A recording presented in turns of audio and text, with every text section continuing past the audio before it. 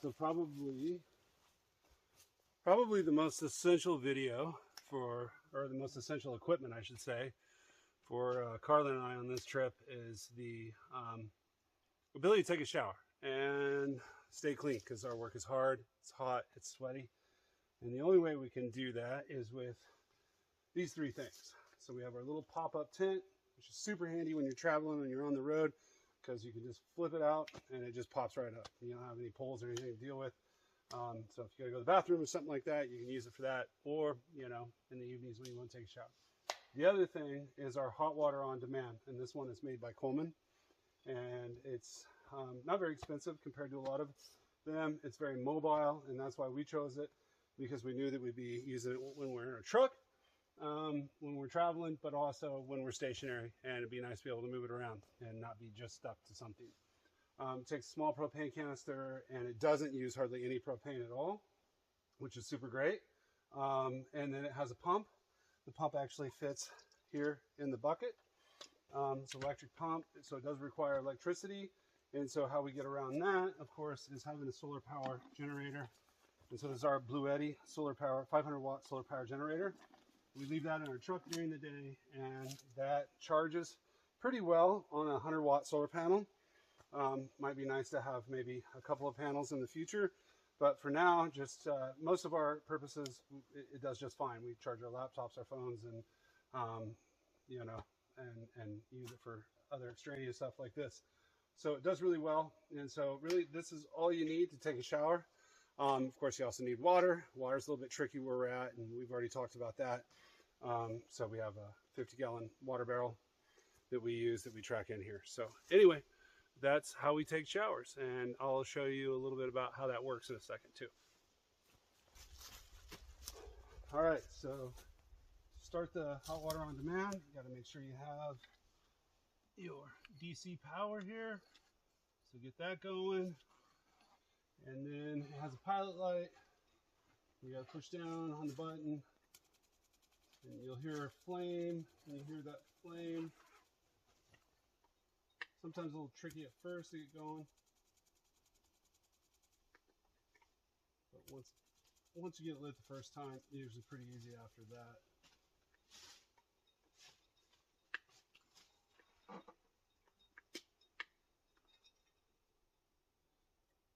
And you also have to watch out for kinks, because if you got kinks, you have a little red light here that flashes. That's what's happening right now.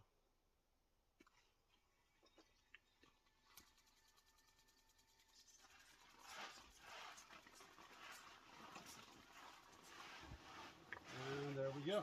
Pilot light's on, taking off. Let's see, power, pilot light, no flashing red light, which is a good thing. And as you can hear, Carlin's getting water and having a happy shower. How's it in there, Carlin? Feels great. All right, so a couple other things I want to mention about the Coleman hot water on demand heater. When it's really cold out, one of the things you want to do is actually cycle the water through. And what that means is you actually take the shower head and stick it in the bucket.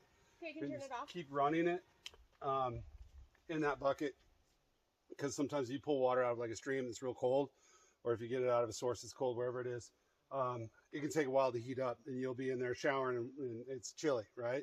So if you cycle it through a couple of times, it kind of starts to warm up. Once it kind of starts to warm up, then the water gets really warm.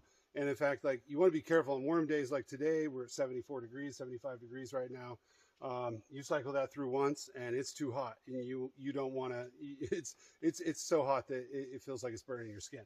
So you don't want to cycle it through. So you just want to like quickly get it going, and it might be cold just for a moment, like when it comes out of the shower head, but then it warms right up. And that's probably the best way to do it on a warm day like today. But on cold days, definitely I recommend that you run that water through at least for about 30 seconds to a minute. And once you've done that, then you can take the shower out, put it in, and you got nice warm water.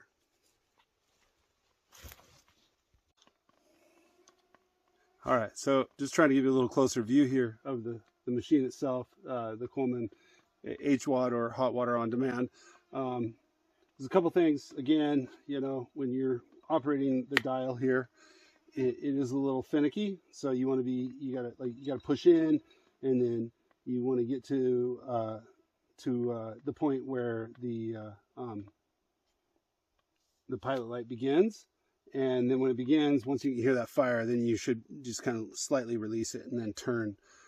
It really is an awesome machine, and it's, you know, like I said, for the price, it's really worth it. But it can be a little bit difficult to operate on your own. When I'm by myself out camping, like during elk season or whatever, I'll set this table up in front and I'll get it going, and I'll just keep the shower hose in the bucket. And then as soon as it gets ready and warm, then I just pull it in on myself. And a lot of times I actually take a shower on my knees, and I want to talk about why I do that. Because like, if you kink the hoses, it will shut this off. And then you got to restart the whole process or whatever. And it's pretty easy to kink the hoses because you're trying to move around and get yourself wet with that shower nozzle or whatever, shower head. And so, and you're 6'3". Yeah, and I'm 6'3". That's true. So I'm a lot bigger than most people. So probably it's not going to be an issue for a lot of people, but for me, it can be. And generally speaking, it just goes better if I just do it on my knees anyway, because I can get all the parts, you know, real fast that way and not waste a lot of water. Because, you know, the shower head actually does have pretty good pressure, and that's something that's really cool about this. It feels like a regular shower actually. So in that sense, you can use a lot of water, so you got to be careful. Like between the two of us, we can fill up a 5-gallon bucket, and sometimes we can get away with doing about 2/3 of that for both of us. But that's like, you know, you soap up, or you wet up and then turn it off, soap up, and then you do a rinse off, and then you turn back on for your shampoo or whatever, and then rinse off again, and then you're done. If you want a more lavish shower though, like, it's probably going to be about a half a bucket. So about 2.5 gallons of water, something like that.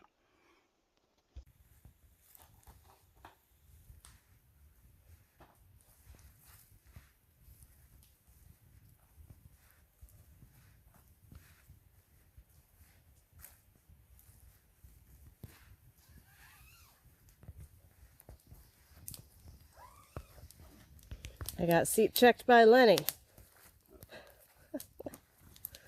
I knew you had your eye on my chair, Lenny. I knew it.